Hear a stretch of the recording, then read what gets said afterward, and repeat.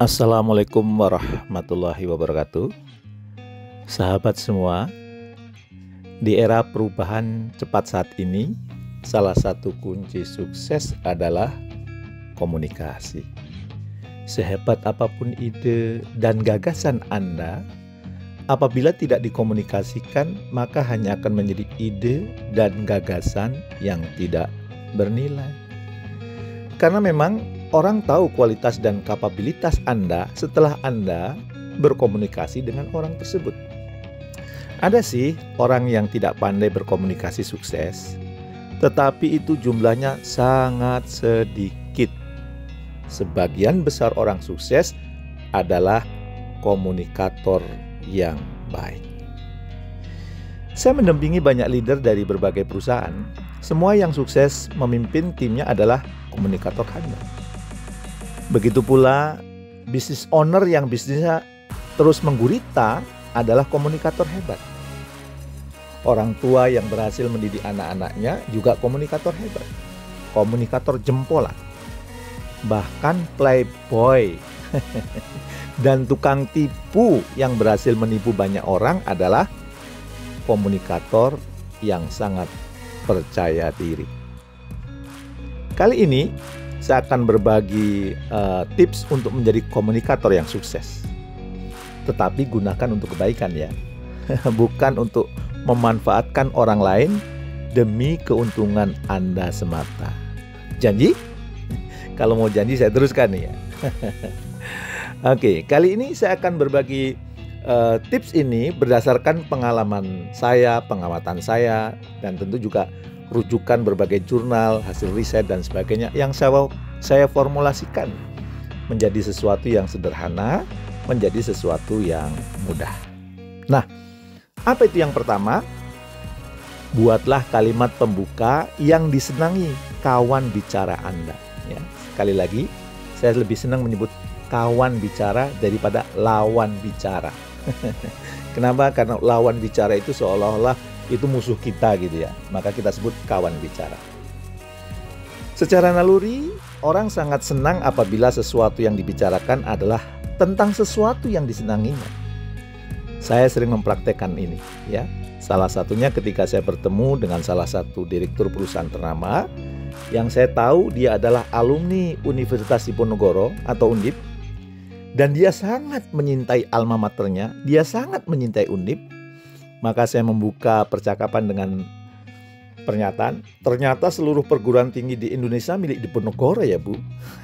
Loh, kok bisa Pak Jamil? Nah, hanya saya berikan singkatan. Iya, Undip Universitas Diponegoro, Unpad Universitas papanya Diponegoro, UI Universitas ibunya Diponegoro, IPB Institut Pak Lek dan Bu Leknya Diponegoro, ITB Institut Tante dan Budinya Diponegoro, termasuk UGM ada loh Bu, Universitas Grandmothernya Diponegoro.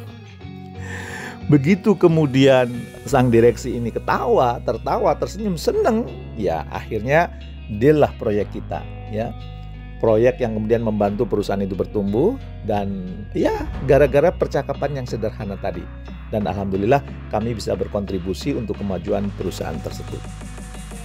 Begitu pula saat saya bertemu dengan salah seorang dirjen, ya saya tahu anaknya kuliah di Jepang. Maka saya berjumpa pertama kali dengan beliau, langsung saya bertanya, bagaimana Pak kabar putranya yang di Jepang Pak? Wah, langsung matanya berbinar ya. Dan dia berkata, loh kok Pak Jamil tahu kalau anak saya kuliah di Jepang? Kebetulan anak saya kuliah di Jepang, jadi yang berhubungan dengan Jepang saya sering searching Pak. Ketemu Bapak dan ketemu anak Bapak yang kuliah di sana gitu. Maka langsung matanya berbinar tadi, dan dia bercerita bahwa anaknya sangat menikmati Jepang. Dan dari kalimat pembuka ini kami menjadi akrab, bahkan kami berencana pergi ke Jepang bersama. Padahal baru pertama kali ketemu loh. Untuk itu, penting bagi kita untuk tahu siapa kawan bicara kita, khususnya untuk acara yang memang sudah direncanakan ya. Saran saya, cari informasi atau googling tentang sosok yang mau kita ajak bicara, yang menjadi kawan bicara kita. Nah, bagi yang baru bertemu tanpa rencana, ya Misalnya dalam perjalanan atau suatu acara, ya kita bisa membuka percakapan dengan sesuatu yang universal. Setelah kita tahu minat, kegemaran, dan sejenisnya, maka kita lakukan obrolan dengan tema tersebut. Ya, insya Allah ya akan menarik gitu ya. Nah, kunci komunikasi sukses yang kedua adalah mendengarkan dengan mindful. Ya.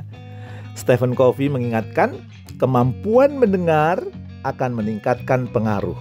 Jadi kalau sahabat semua ya sebagai seorang pemimpin misalnya ingin pengaruhnya meningkat, justru lebih banyak mendengar.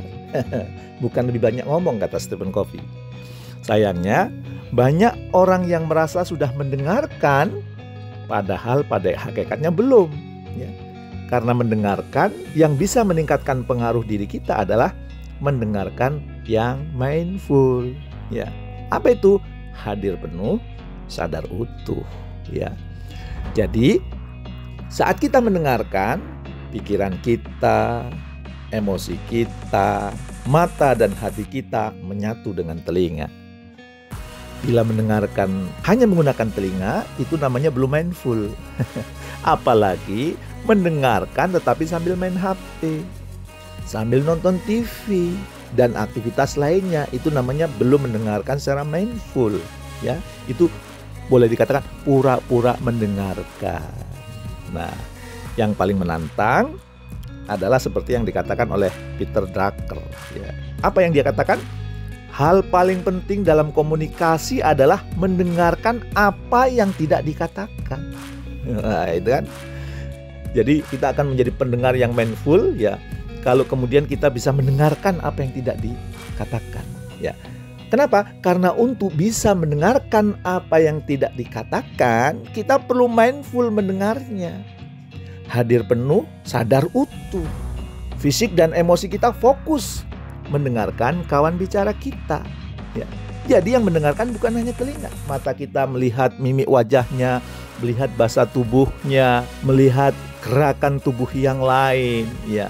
Hati kita konekkan dengan kawan bicara kita. Nah, itu baru mendengarkan secara mindful. Dan itu Anda akan menjadi komunikator yang hebat kalau seandainya mendengarkannya memang mendengarkan mindful. Dan yang ketiga, ajukan pertanyaan yang bersumber dari hasil kita mendengar. Jadi tidak asal tanya ya. Pertanyaan kita itu adalah dari hasil kita mendengar. Apabila kita mendengar secara mindful, maka kita bisa tuh menangkap kegelisahan, ketakutan, harapan, impian, minat, dan hal-hal yang diinginkan kawan bicara kita. Biasanya sih ditandai dengan kata yang sering berulang ya. Atau saat mengucapkan kata tersebut ada tekanan emosi atau nadanya berbeda dengan yang lainnya gitu. Maka ajukanlah pertanyaan menggunakan kata-kata tersebut. Karena itu akan mengirimkan pesan kepada kawan bicara Anda bahwa Anda benar-benar mendengarkan. Kenapa? Pertanyaannya kok sesuai dengan kegundahan hati saya. Pertanyaannya kok sesuai dengan harapan saya gitu.